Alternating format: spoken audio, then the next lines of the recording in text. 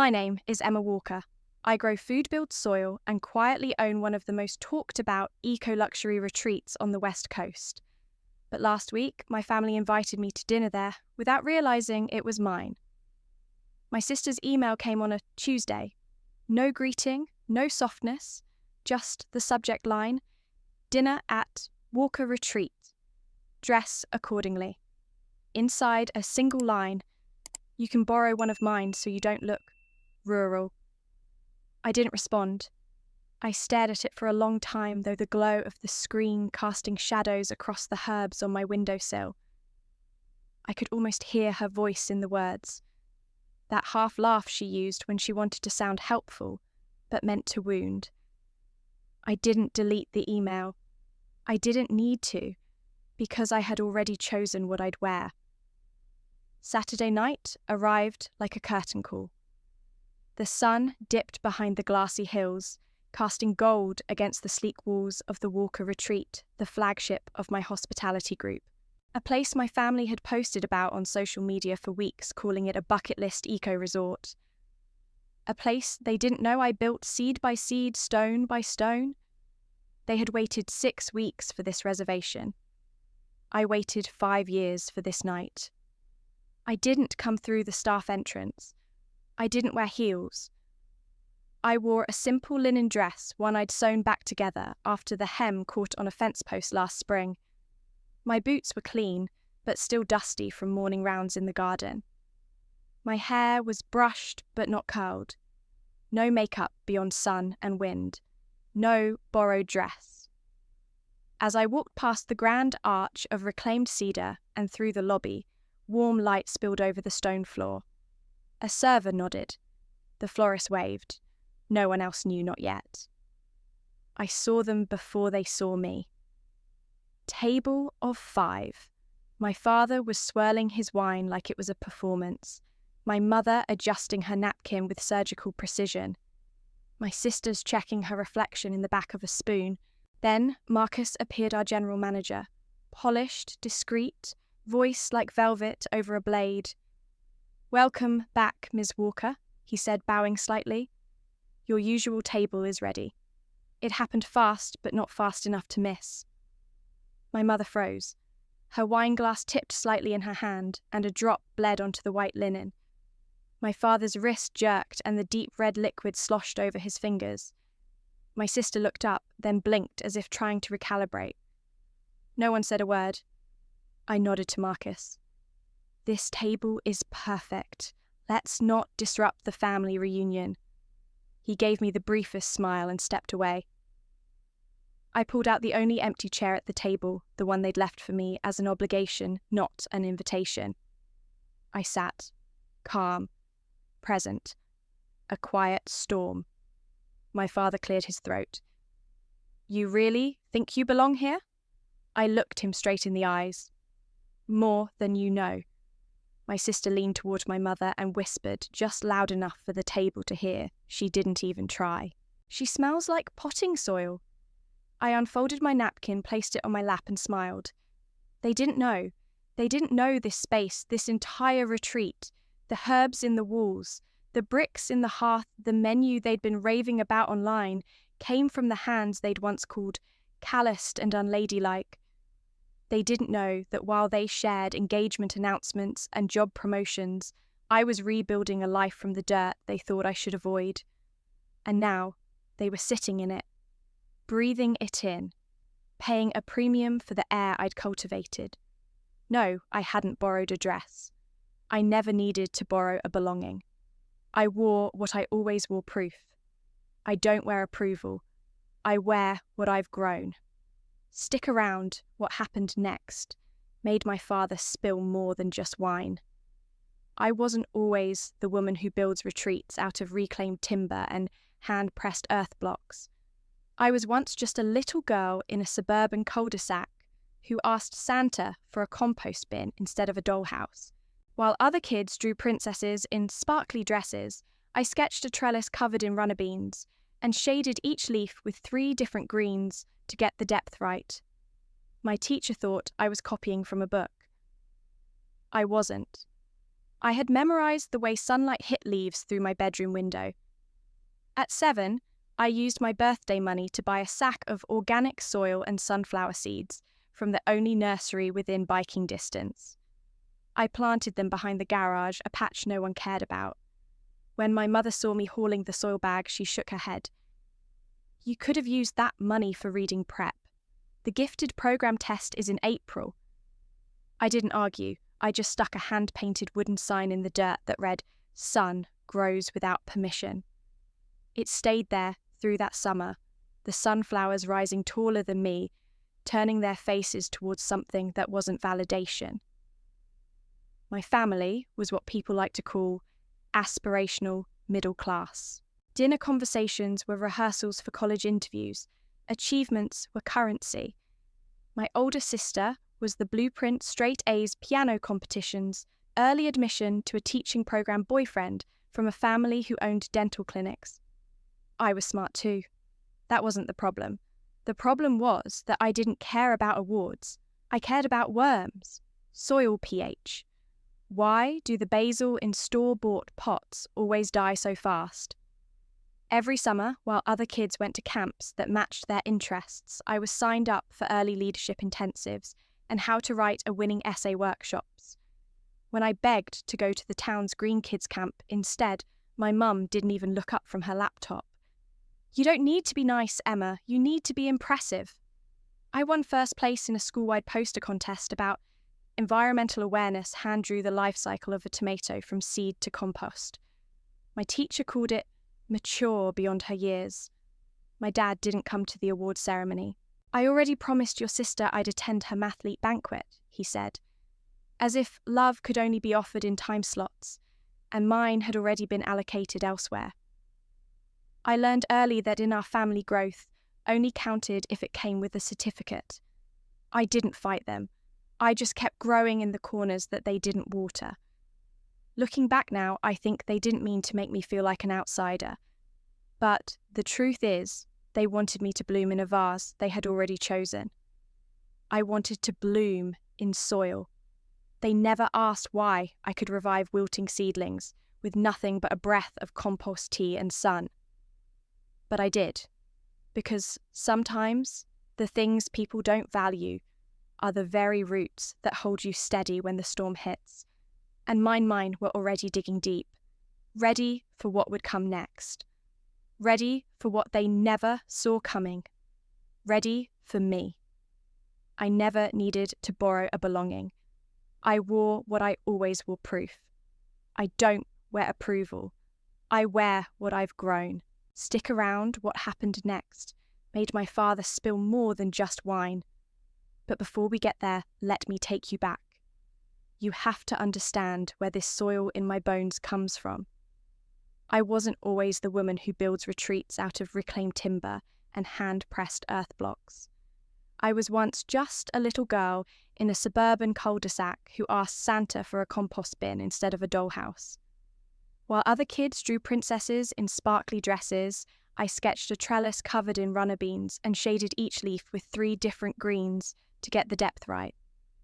My teacher thought I was copying from a book. I wasn't. I had memorized the way sunlight hit leaves through my bedroom window. At 7, I used my birthday money to buy a sack of organic soil and sunflower seeds from the only nursery within biking distance. I remember strapping it to my little red wagon and dragging it 3 blocks home under a sky that smelled like sprinklers in evening. I planted them behind the garage in a patch no one cared about, between the broken hose reel and the leftover bricks from when Dad repaved the walkway. When my mother saw me in the dirt soil smeared across my knees, she stopped mid-call on her Bluetooth and sighed. You could have used that money for reading prep.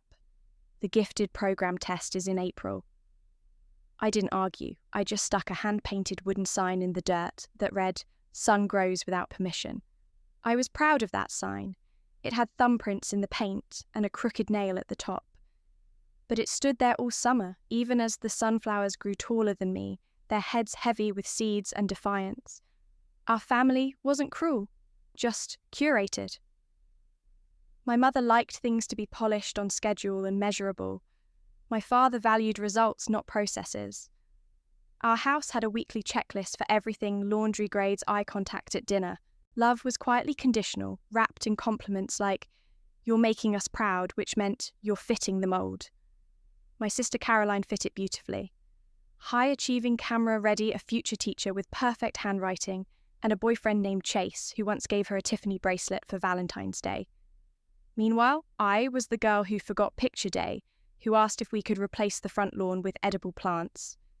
At 8, I kept a worm bin under my bed until my mother found it and made me dump it in the backyard. No child should smell like decay, she said. But I didn't smell decay. I smelled life rearranging itself. I was smart. That wasn't the issue. I got straight A's when I felt like it. I just didn't want to win spelling bees. I wanted to understand the pH of different soil types. I didn't want to join the debate club. I wanted to know why basil from the grocery store always wilted after 3 days. My curiosity was quiet, slow-growing underground. Each summer, while Caroline went to prep intensives for SATs and leadership academies with shiny brochures, I begged to go to Green Kids Camp, where they let you build your own raised bed and name your carrots. Every year, my request was denied. "You don't need to be wholesome," my mum said. "You need to be exceptional." There was one year I won first place in our school's Earth Day poster contest. I drew the life cycle of a tomato plant seed to plate to compost and used coloured pencils so fine you could see the veins in each leaf. My science teacher said it was unusually elegant.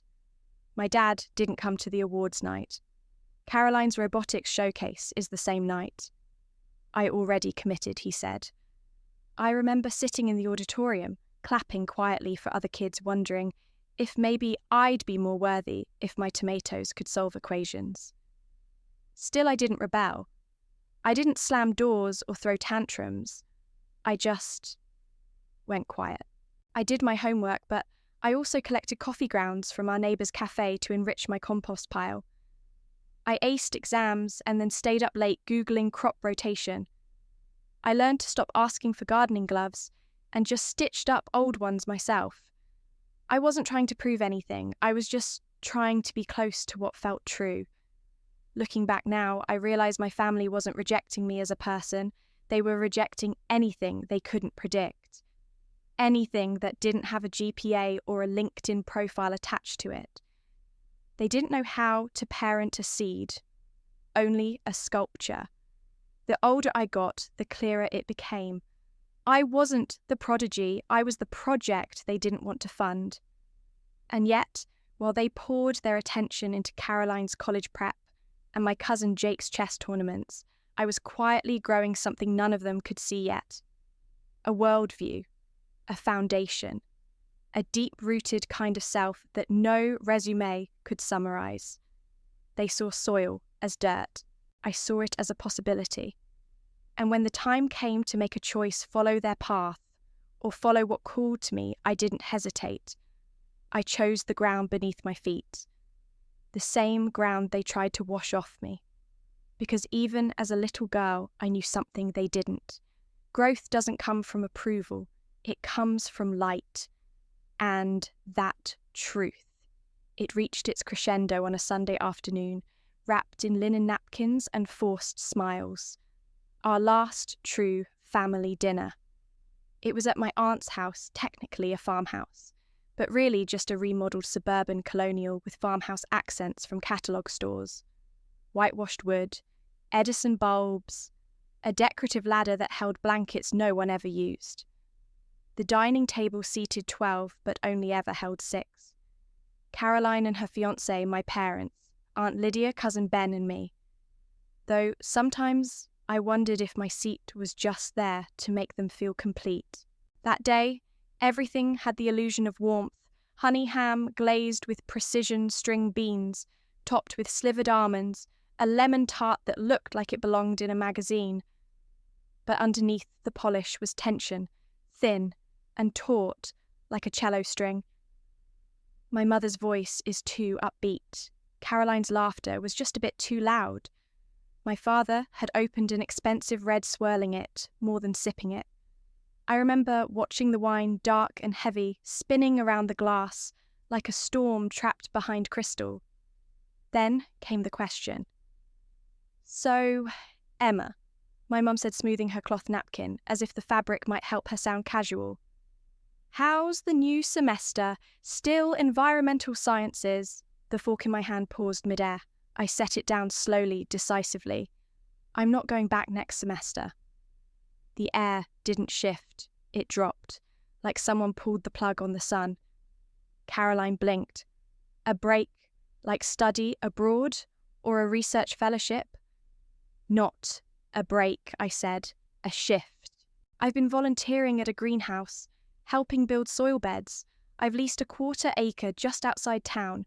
I'm starting a farm, regenerative agriculture, real food, real land. I want to grow things that matter." You'd think I'd said I was joining a cult. My father cleared his throat. "You want to, what, be a farmer?" "A soil steward," I said, voice steady. "A producer, someone who understands the food system and contributes to healing it. I want to build something from the roots up." "You were on track for a full ride," my mother said, lips tight. "You could be teaching environmental science at a university. You want to give that up for—" "Worms!" Caroline leaned back in her chair. "Tilling dirt? Cute." I turned to her. "It's called cover cropping, actually. And it's not cute, it's vital." She smiled, but it was the kind that cuts. "Freedom in the mud is still freedom, I guess." "Ben, sweet, quiet." Ben shifted in his seat. He didn't look up. He never did in these moments. But I saw it the way his fingers curled under the table, the way he stopped chewing like something had caught in his throat. He never defended me, but he never laughed either. And that silence, that was his protest. Aunt Lydia passed the bread basket like it would soak up the awkwardness. No one asked me more. No one said, "Tell us more about your idea." No one said, "That's brave." Just silence. Then my mother, after a long sip of wine, said what I'd been waiting for. "Your sister is building young minds. Her fiancé is running 3 branches, and you want to spend your life with kale and compost." That's when I knew. This wasn't just disappointment. This was erasure. I excused myself. No drama, no declarations. I stood up, folded my napkin with deliberate grace, and walked toward the kitchen. As I passed the pantry door, I saw it a mint plant I'd given my mother 3 months ago. It was shriveled now, leaves dry soil cracked, a ceramic pot with fading letters grown with grace. She'd once said it made the kitchen smell too earthy. Of course it did. I didn't water it. I didn't try to revive it. I just looked at it and thought, this is exactly how you treat what you don't understand. You decorate it, then let it die. When I walked out the front door, I felt it the end of something. I wasn't running away. I was stepping towards something no one else at that table could see yet. My mother adjusted the napkins. My sister curated a future. My father tracked yield curves. And I walked into a world where things didn't need approval to grow. That was the last family holiday I attended. After that, the group chats moved on without me. Birthday dinners came and went. My name slowly faded from the calendar invites and the framed photos on the hallway shelves. I was never explicitly exiled, just excluded, like a weed pulled early just in case. But weeds, as any good farmer knows, are just plants growing in places people didn't expect. And I was about to bloom wildly. The land I leased wasn't much. 1/2 an acre at first, tucked behind an old mechanic's yard with rusted trucks and empty oil drums. The soil was dry, heavy with clay, choked by bindweed and years of neglect. But when I touched it, when I let it crumble through my fingers, I felt something most people didn't recognize potential. I moved into a refurbished shipping container that smelled faintly of paint and promise. It had no insulation, one squeaky window, and a plug-in hot plate that only worked if I didn't run the lamp at the same time. But it was mine. A space that didn't ask me to prove anything, only to show up. I spent my first week doing what most people would call breaking down. I dug rows with a borrowed hoe. I bartered for compost with coffee grounds from the local cafe and leaves from the park cleanup crew. I built raised beds out of discarded pallets and used towels to germinate seeds in mason jars. Rainwater collection wasn't just a sustainability goal, it was a necessity. Every drop mattered. I showered with a solar bag that I hung from a tree, ate mostly lentils and what I could coax from the soil. Nights were cold, mornings were slower, progress was invisible for weeks. But something was shifting not just in the land, but in me. I started learning the names of things I'd only known by feel humus mycorrhizae nitrogen fixation. I enrolled in free webinars on regenerative agriculture and watched them with a notebook balanced on a crate. I wasn't just farming, I was rebuilding, reclaiming, rooting. No one believed I could live like that. No one except the earth beneath me. And honestly, that was enough. There's something sacred about seeing the first green shoot break through soil you've healed with your own hands. Like the land whispering back, I trust you. Trust. I wore the same boots every day. They were once tan, but quickly turned a permanent grey-brown from mud and ash and compost. I stopped trying to scrub them clean. There's no point pretending you're pristine when your job is to stir life out of decay. My hands stayed cracked and stained from turmeric and soil. My nails never really came clean. I was by all appearances a mess, but for the first time I felt clear, free, full. I documented everything on a tiny blog called Honest Soil. At first no one read it. Then one post about how to rehydrate dead basil plants got shared on a gardener's forum. The comments rolled in, not many. But they were kind, curious, hopeful. And I realised that while my family had turned down the volume on my voice, there were others out there still listening, still learning to grow their own way. One morning, after a night of frost warnings, I found my tomato seedlings shivering in their trays. I sat with them, wrapped them in old scarves, whispered encouragement, like they were children who needed reminding they belonged. That same day, Carolyn posted an engagement photo in front of a luxury vineyard captioned, "Rooted in Love." The irony didn't sting. It amused me. She was rooted in proximity to wealth. I was rooted in something older, something deeper. They called me messy, unladylike, and unpolished, but no seed ever germinated on polished marble. Life starts in the muck, in the decay, in the darkness where things break down so they can begin again. And I was beginning. Again. My favourite memory from that season wasn't a crop yield or a blog stat.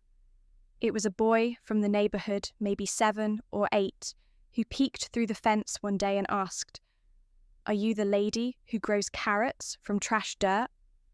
I laughed, nodded, and handed him a radish still covered in soil. He bit into it, whole eyes wide. "It tastes like a secret." And it did.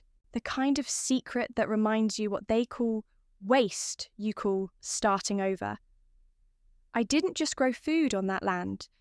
I grew back parts of myself I didn't know I'd buried. Every blister was a lesson. Every bee sting is a reminder. Every aching muscle is a prayer. I didn't need to be rescued or celebrated. I just needed to be allowed to exist, to root, to reach. And so day by day, seed by seed, I turned that patch of forgotten earth into dinner. Not just for me, but for the community that began to take notice. The teachers asked if I'd run a gardening class. The single mums who brought their kids to pull carrots. The local chefs who knocked on my door asking, "Can I buy whatever you've got?" They didn't care about degrees or pedigrees. They tasted the truth. They saw the dirt under my nails and called it credibility. That's when I realised something else. People don't want to be perfect. They want real. And the dinner I was preparing, it wasn't just a plate of greens. It was the slow, steady reclamation of a voice that refused to stay buried. One morning before sunrise, I was kneeling in the carrot row. No gloves, no tools, just my fingers sunk deep into the earth like they belonged there. The air was still wet with dew, and the soil held just enough give. I pulled slowly, coaxing orange roots from the ground, brushing the dirt off against my jeans. My old phone propped up on a rock and stabilised by a forked stick was recording. I wasn't trying to go viral. I was just documenting the quiet joy of harvest, the intimacy between hand and root, the way the soil seemed to sigh when it let go. I didn't even edit the clip. No captions, no music, just the sound of birds' wind and me whispering easy now to a stubborn carrot. I uploaded it to Honest Soil's blog and shared it to a gardening forum with the caption, "Harvested, with bare hands and a full heart." Then I went back to work. By the end of the week, the video had over 2 million views. Comments poured in first from fellow growers and soil nerds, then from chefs, teachers, mothers, people who'd never grown a thing, but said the video made them cry. One woman wrote, "I showed this to my daughter. She said she wants hands like yours when she grows up." Another said, "I didn't know why I was sobbing until I realised I hadn't seen tenderness like this in years. It wasn't the carrots, it was the care, the reverence, the refusal to rush." Somehow, that small moment, a woman and her hands in the dirt, cut through algorithms and cynicism. Of course, the video reached my family too. Caroline texted a screenshot of it with a single line. "So, actress, now farmcore influencer." My mother forwarded a link to the group chat with a passive-aggressive flourish. "Your cousin Jake says you're trending. Maybe this will help when you apply to grad school." Even my father, who rarely commented on anything outside of the stock market, wrote "interesting career pivot. Let me know if it monetizes." I didn't reply. I didn't need to. Because while they laughed, the soil was answering back. Chefs began emailing asking if they could buy produce straight from the source. A local school asked if I'd be willing to lead a workshop for their science program. A family with a child on the spectrum asked if they could visit the farm once a week, just to sit near the plants. "He calms down around your voice," the mother wrote. I said yes to all of it. And slowly, the blog that once had 3 readers, me and maybe 2 bots, started to grow. Honest Soil became more than a name. It became a gathering place. For questions, for confessions, for connection. People wrote in from cities, towns, trailer parks, and assisted living facilities. I thought I was too old to change, one man wrote. Then I saw your video and planted tomatoes in paint buckets on my balcony. They're growing. Another, "I'm disabled and can't garden like I used to, but watching you makes me feel like my hands still matter." I kept the phone I filmed that first viral clip on. It was cracked at the corner, and the charging port barely worked unless I wedged it just right between a trowel and a rock. Sometimes I'd find it half buried near the kale bed or perched precariously on the compost bin, still filming even after I'd forgotten it was on. It became a kind of silent witness to everything I was becoming. Not curated, not polished, just real. There's a photo. I love me squatting in the carrot patch phone tucked into my back pocket, my boots caked in mud. Behind me, the sky is just starting to turn gold. In the foreground, a single carrot is held like an offering. I didn't pose for it. A neighbour's kid took it on accident while playing with my camera. But when I saw it, I thought, this is who I am. A woman with dirt on her knees, roots in her hand, and a world growing quietly around her. That picture hangs above my desk now, and beneath it, carved into a reclaimed cedar plank, are the words I think of every time the doubt creeps in. They laughed while I was making soil breathe. And now, the soil is speaking back.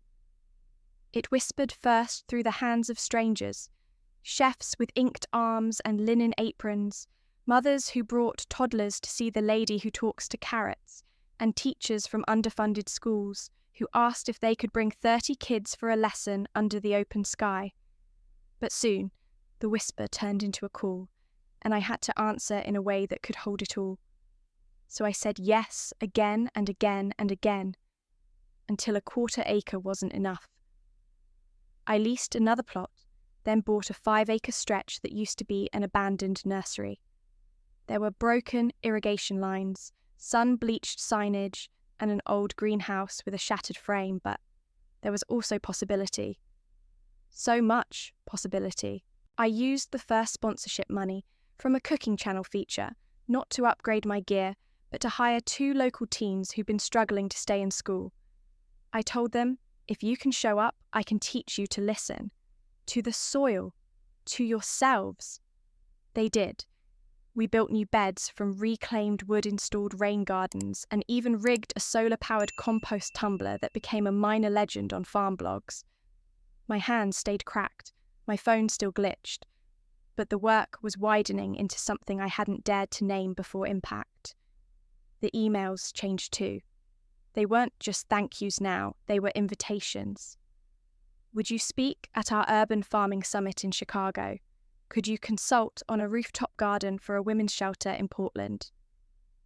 Would you consider leading a pilot program for soil therapy with trauma survivors?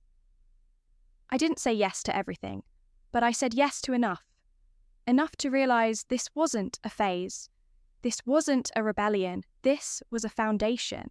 I registered Honest Soil as an LLC. Then, under it, I built what I'd only dreamed of, back in my dirt-caked boot days, a retreat space.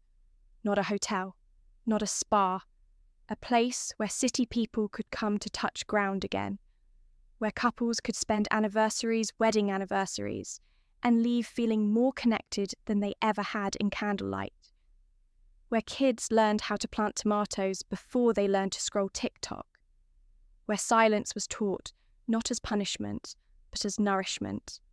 I called it the Walker Retreat, not out of vanity, but because that name, that identity had been shaped by so much misunderstanding. It was time to reclaim it on my own terms.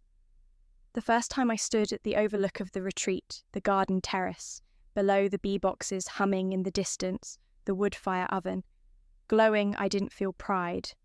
I felt stillness, like the land itself had let out a long-held breath. There's a sign near the entrance carved by a local artist into a salvaged redwood slab. It reads, "From soil with soul." Guests pause at it. They take photos. But to me, it's not a slogan. It's a promise. One day, a journalist from a food and wellness magazine came to do a feature. She wore heels that sank into the mulch and had a laugh like wind chimes. But she listened. Really listened. We walked for hours through lavender rows and into the sun-heated greenhouse. At the end, she looked at me and said, "You didn't build a brand. You built a home." I didn't correct her, because she was right. A home for people like me. People who'd been told they were too much dirt and not enough shine. People who didn't fit the mould, but knew how to hold a seed like a secret. When the article came out, the headline read, "The Woman Who Grew Healing from Compost." I framed it, not for the press, but for the story it told, the one my family never stayed long enough to hear. And, funny enough, as bookings filled up and the waiting list stretched to 3 months, I began noticing something familiar in the names. My cousin Jake under his wife's name. A booking from Chase Caroline's Fiancée. Even an anonymous request from my mother's yoga group. I didn't deny them. I didn't rush to welcome them either. The soil doesn't judge, but it doesn't forget either. It remembers every footprint, every rain, every root that tried to grow and was pulled too early. Now it was mine to tend, mine to open, but on my terms. Quietly, steadily, root by root. They once told me I'd amount to nothing if I kept my hands in the dirt. Now the dirt was building an empire, and I wasn't alone anymore. I was part of something bigger, something breathing, something alive. That's when the email came. Subject, family dinner at Walker Retreat. Dress accordingly. It was from Caroline. No hello, no warmth, just a clipped reminder. Inside the body of the email, one line stood alone like a dig disguised as generosity. You can borrow something from me so you don't look rural. Not long after, another ping. This time, a text from my mother. You owe me at least one proper dinner. Emma, no emojis, no punctuation, just the kind of phrasing that turns love into leverage. I didn't respond. I didn't need to. They knew I'd read it, the little scene receipt was enough. But silence. That was my answer. Not anger, not a fight, just the soft, solid boundary of a woman who no longer bends for approval. I sat in my kitchen, the one I built from salvaged cabinets, and a ceramic sink I found on Craigslist. Outside, the tomato vines curled around the porch, railing like they were listening. I reread the message once more, then turned off the screen. I didn't owe anyone a dinner, but maybe I owed myself an ending. A proper one, not forgiveness, just closure. I chose my outfit like I chose seeds intentionally. A slate grey linen dress, hand-mended at the hem, the same one I wore the first time I sold out a local farmer's market. No makeup, save for the soft flush that came from a day in the sun. Hair tied back. Work boots polished but still proudly scratched. My hands bore traces of turmeric, thyme and truth. I didn't need to be presentable. I needed to be present. That Saturday, I walked up the winding path to Walker Retreat. My retreat, where the hedges I'd planted 3 years ago had finally matured into a living archway. Guests passed me without a second glance, assuming I was part of the experience. In a way, I was. The lobby smelled of cedar and rosemary. The host at the front desk greeted me by name, but I held a finger to my lips, just a moment more of anonymity. Just a breath. As I approached the private dining room, I saw them through the glass. My mother checking her lipstick in her phone's reflection. My father adjusting his blazer as if he were meeting investors. Caroline already halfway through a glass of white wine scrolling. For a moment, I just stood there, watching them in the light of the place they didn't know I'd built. Watching them speak a language I once bent over backwards trying to learn. Then, I stepped in. Marcus saw me first. "Ms. Walker," he said with that polished velvet voice. "Welcome back." Every eye turned. My mother blinked. My father coughed once. Caroline's jaw tightened just slightly, the only sign she was off script. I nodded. "Thank you, Marcus. The table looks lovely." He pulled out my chair. I took it straight-backed, centered, unsmiling. The seat they left open was meant for an obligation. I filled it like a reckoning. Caroline leaned forward, lips pursed. "You didn't respond to the email." "No," I said. "But I read it." She looked me over. "Didn't take the offer, I see." "No," I said again. "I didn't." My mother placed her napkin gently in her lap. "Emma, we're trying." "I know," I said, voice steady. "That's why I came." The waiter arrived with menus, ones I designed printed on recycled paper, embedded with seeds. If you planted one, wildflowers would grow. My father glanced at his. "This place is unusual." "It's meant to be," I replied. Caroline gave a short laugh. "You've really leaned into the whole earth goddess thing, haven't you?" I tilted my head. "And you've really leaned into being predictable." For a moment there was quiet. Then my mother sighed, not dramatically, just deeply. "Emma, you're doing well. That's clear. But you didn't have to shut us out." I looked at her, this woman who loved performance more than presence. "I didn't shut you out. I just stopped asking to be let in." There was a pause, and then something flickered. Not rage, not guilt. Something smaller, something like realization. Caroline tapped her glass with her nail.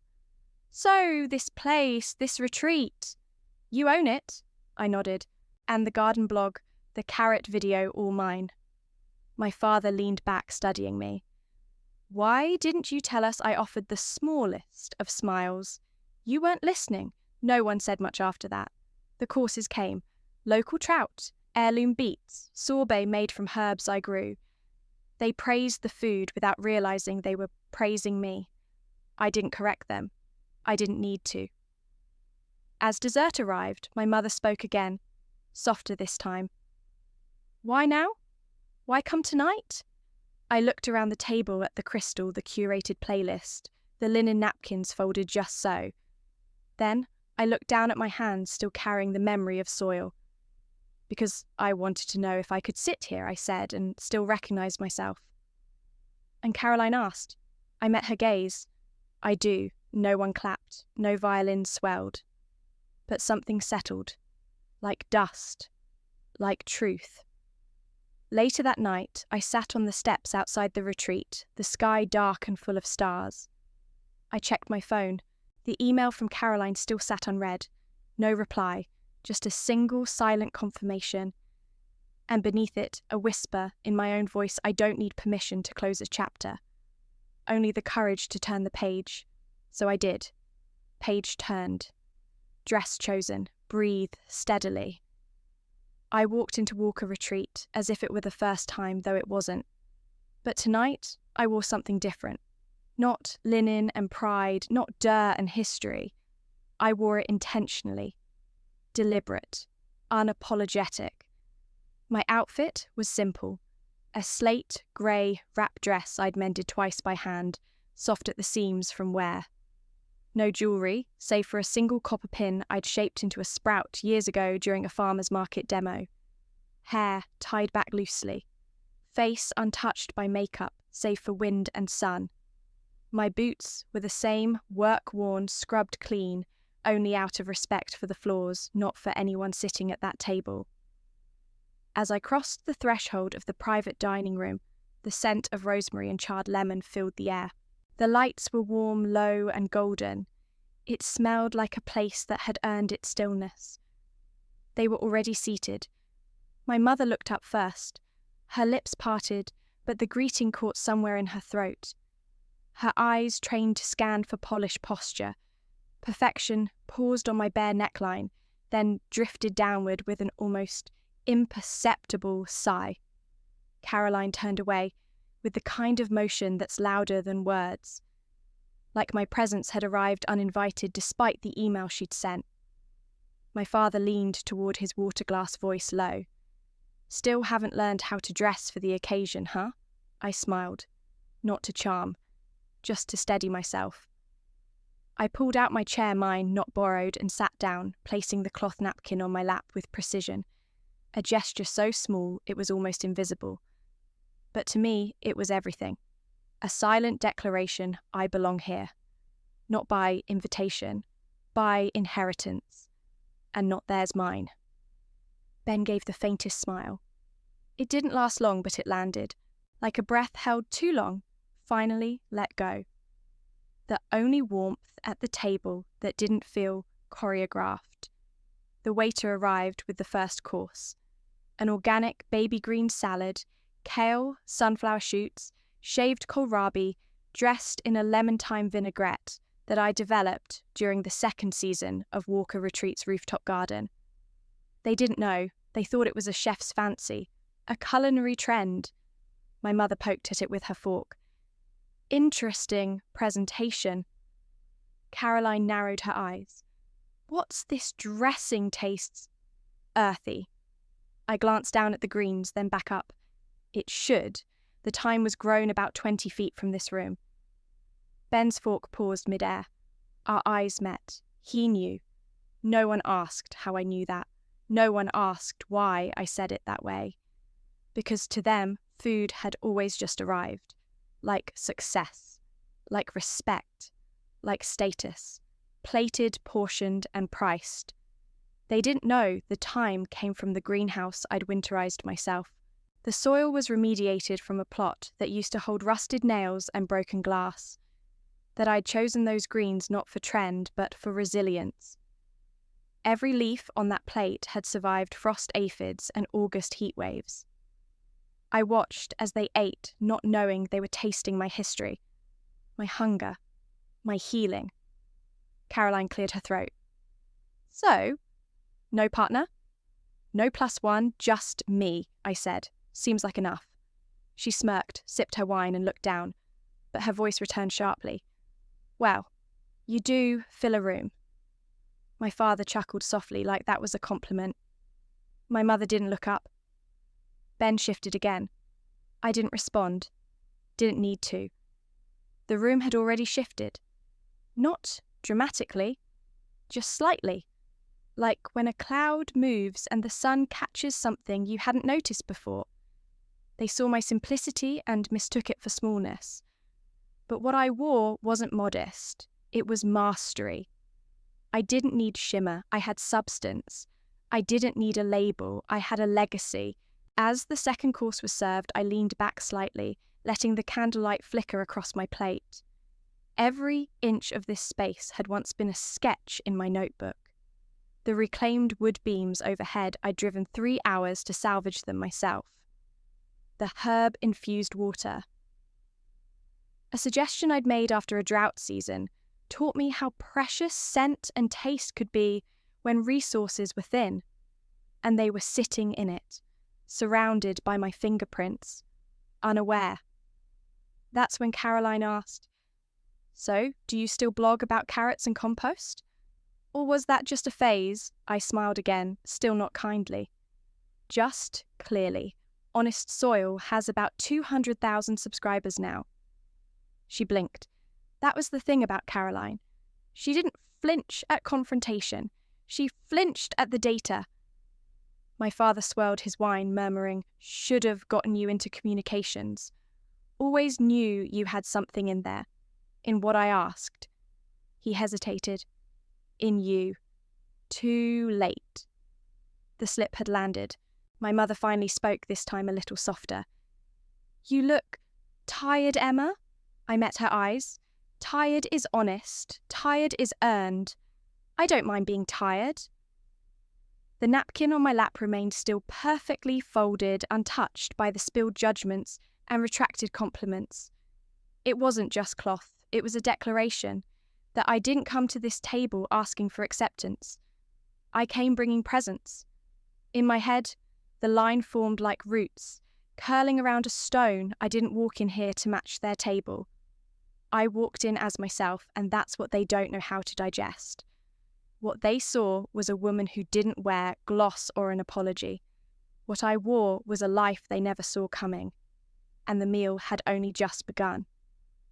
The server returned with the second course, wood-roasted vegetables lightly charred, finished with herb oil and sea salt, the kind that crackled when it hit the skin of a still-warm beet. The aroma alone should have been a clue. It was my signature dish, served in every Walker Retreat dining room from here to Mendocino. But at this table, the name was lost. My mother was too busy adjusting her wine glass to notice. Caroline scrolled absent-mindedly between bites. My father asked the waiter if the carrots were organic, like real organic, not just labelled. I didn't answer. Let the plate speak for itself. They carried on like they always did. A conversation that moved around me, but never to me. Market, trends, real estate values. Chase's new promotion and the latest education policy that Caroline felt strongly about. I listened, not because I wanted to be included, but because I'd spent a lifetime learning to read what wasn't said. The pauses, the shifts, the way my name was always omitted from the rounds of who's doing what now. I was there, but not invited to be known. At one point, my father laughed at a comment Caroline made about how no one can afford to live in the city anymore. He swirled his wine again and said, "Honestly, it's why we're lucky Caroline locked down her mortgage early. The market's wild now. Even farmland is getting snatched up." His eyes didn't meet mine. Not even a flicker of recognition that his daughter had once leased barren soil and turned it into a food ecosystem. Just farmland. A statistic. A financial trend. I took a sip of water. Let the silence do what my words no longer needed to.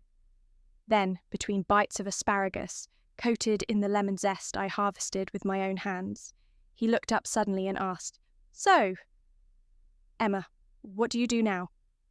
The timing was exquisite.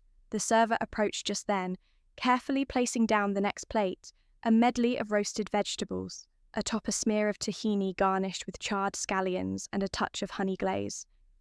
It was elegant, familiar, mine. A dish born out of experimentation during the retreat's second summer after a frost killed half the greens, and I'd had to reinvent half the menu with root vegetables. I looked at the plate, looked at him, then said calmly, "Still growing vegetables." My mother gave a small chuckle, more exhale than amusement. Caroline let out a full laugh.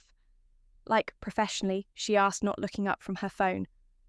"Or is this still the backyard passion project?" My father smirked. "Sounds like farm to fork. Very in right now." The table chuckled softly, like I told a quaint story, not a business model.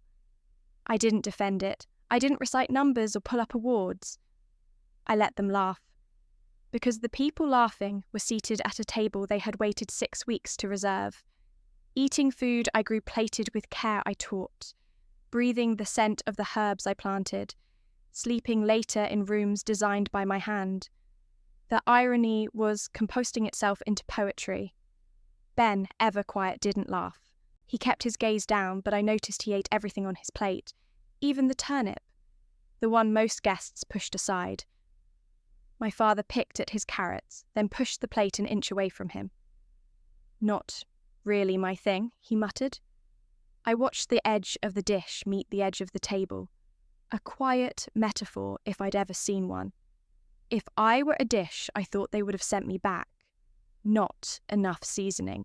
Too earthy. Doesn't fit the palate. But here's the twist: they didn't taste coming. I was the main course. Their laughter was a garnish. Their discomfort just the heat before the bloom. I leaned back slightly, napkin still on my lap, calm as ever. "It's not for everyone," I said. "Some flavours grow on you. Some you never recognise." Caroline snorted. "Still speaking in metaphors, I see." "Still speaking in dismissals, I see," I replied softly.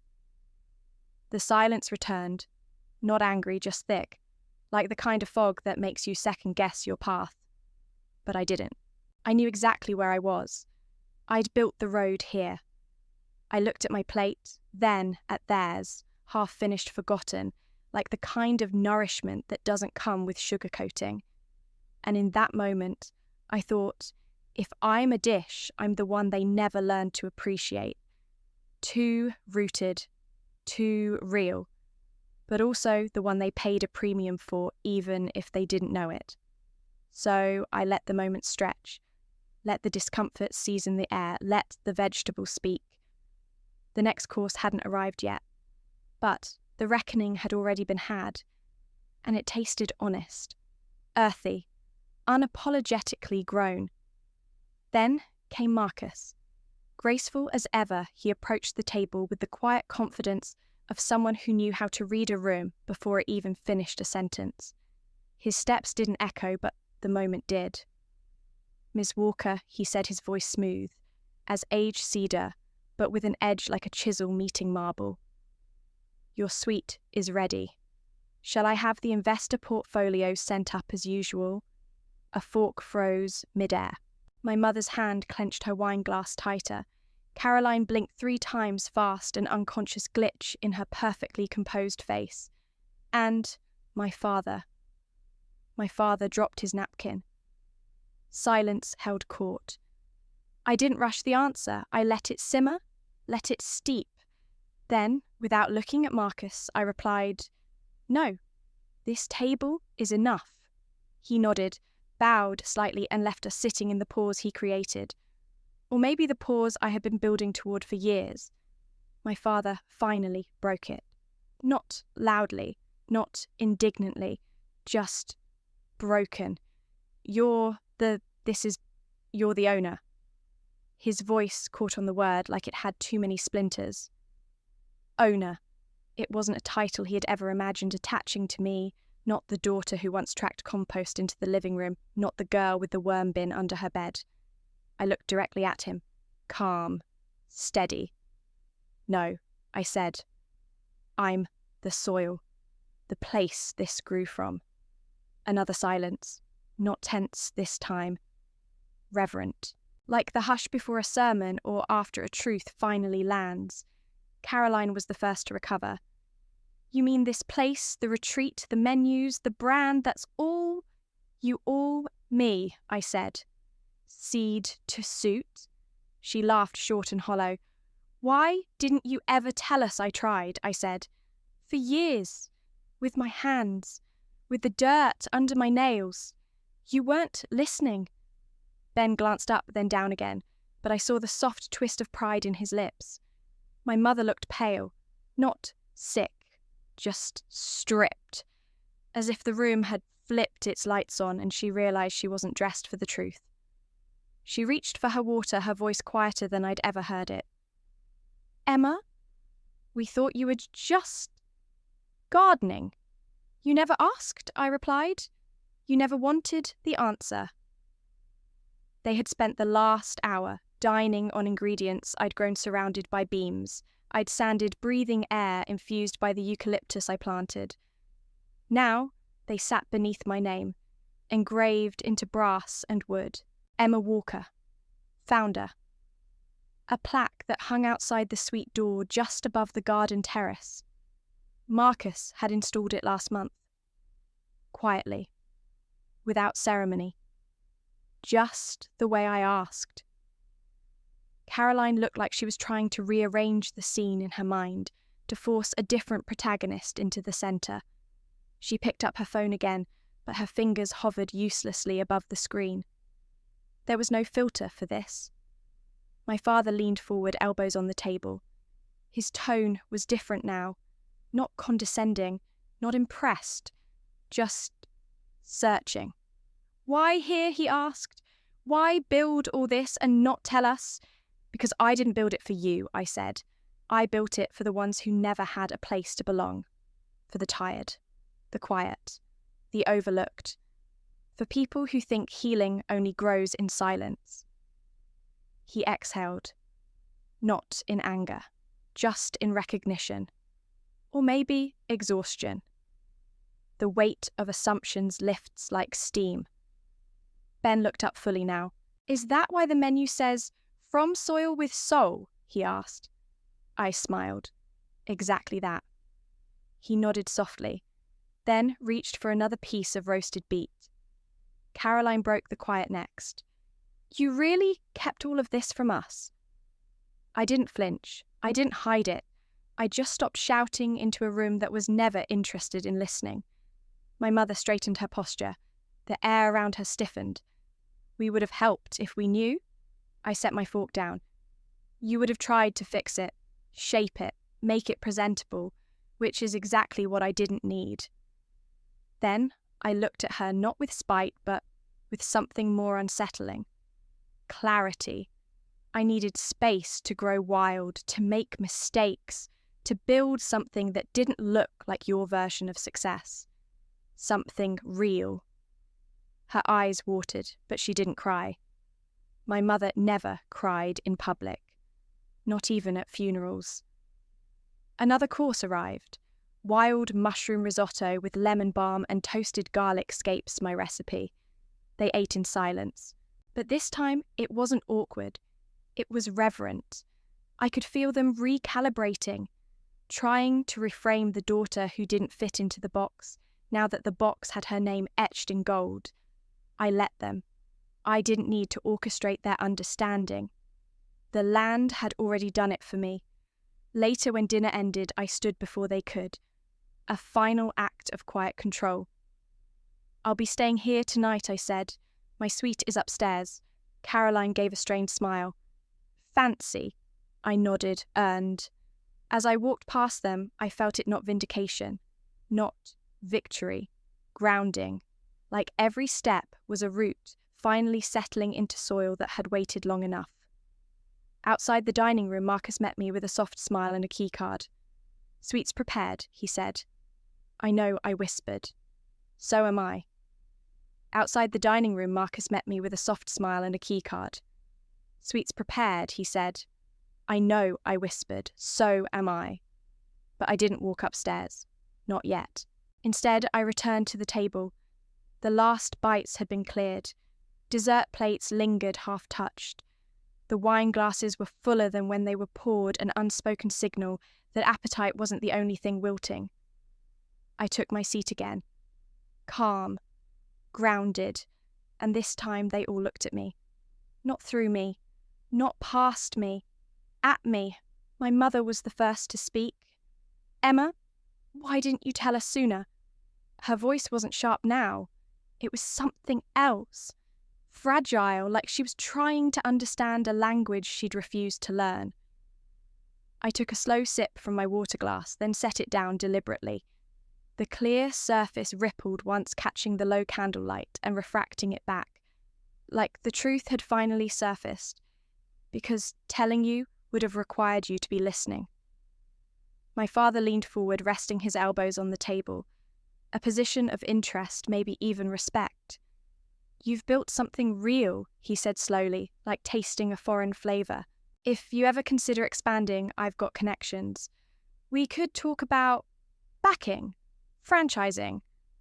I smiled, but not out of amusement. More like release. "If you can love a daughter who never borrowed a dress, then," maybe I said softly, "we can talk about business." He blinked, didn't answer, just nodded once and reached for his glass as if to steady himself. My mother's napkin was folded too tightly in her lap. She smoothed it again and again. "You've made it. I suppose I should say, we're proud of you." I met her eyes. "You don't have to be proud. You just have to stop being surprised." It wasn't anger. It was balanced. A simple redistribution of weight of presence. Across the table, Ben looked up. Not quickly, not defiantly, just openly. His gaze met mine, and for the first time he didn't look away. He didn't speak, but he didn't need to. There was something in that silence. Solidarity, the recognition of someone who had seen too much and said too little for far too long. I gave him a small smile. He returned it barely, but it was real. There was a hum in the room, not from music or machines, just the tension shifting. The old choreography of our family had fractured. No one knew their lines anymore. Caroline fiddled with her spoon. "It's a lot to take in." I nodded. "That's because you never imagined I'd be the one holding the pen." Another pause. Then my father cleared his throat again, this time without authority. "The land, this retreat. It's all you." "Yes," I said. "Every herb, every board, every bit of compost made the flowers bloom. It didn't come from luck or inheritance. It came from hands you called too rough. It came from listening to something deeper than noise." Silence again. But it didn't feel like resistance this time. It felt like surrender. They were learning slowly that control was not the same as understanding, that they couldn't steer this conversation the way they used to. I didn't need apologies. I didn't want confessions. I only wanted them to see that while they were busy curating perfection, I was cultivating truth. The waiter approached, asking quietly if we wanted coffee. "No, thank you," I said. Everyone else shook their heads too. The moment lingered. "I think," my mother said quietly, "we might have misunderstood you." I looked down at my glass of water, clear, untouched, reflecting each face around the table. "I think I said you misunderstood who needed permission." Ben let out the faintest breath, a sound so small it could have been mistaken for nothing. But I heard it, felt it, like the cracking of old roots making way for something new. The conversation that followed wasn't remarkable. Small talk about the weather and garden pests and the scent of lemon verbena. But what mattered wasn't the words. It was that they weren't trying to fix me anymore. They were finally letting me be. And as we stood to leave, no one offered to pay. No one suggested I change anything. My father clapped a hand on my shoulder, not hard, not heavy. Just there. Caroline muttered something about needing to try the greenhouse sometime. My mother paused before stepping away. "Your hands," she said. "They look strong." "They are," I replied. Then I walked away. Not out of rebellion, not out of pride, just forward, out of the dining room, past the herbs embedded in the walls, up the stairs to the suite that bore my name, and behind me the water in that glass stayed still, unshaken, unmoved, clear, exactly how I'd come to see myself. Past the herbs embedded in the walls, up the stairs to the suite that bore my name, and behind me the water in that glass stayed still, unshaken, unmoved, clear, exactly how I'd come to see myself. Inside the suite, everything was quiet, not the kind of silence that comes from emptiness, but the kind that follows a truth finally spoken aloud. The walls were cedar and clay, scented with thyme and lemon balm. A handmade throw rested over the chair by the window. A tea tray waited untouched. In the corner, a small table held a leather-bound guest book where others had written thank you notes and revelations. I hadn't read them in months. Tonight, I didn't need to. I crossed the room to the balcony.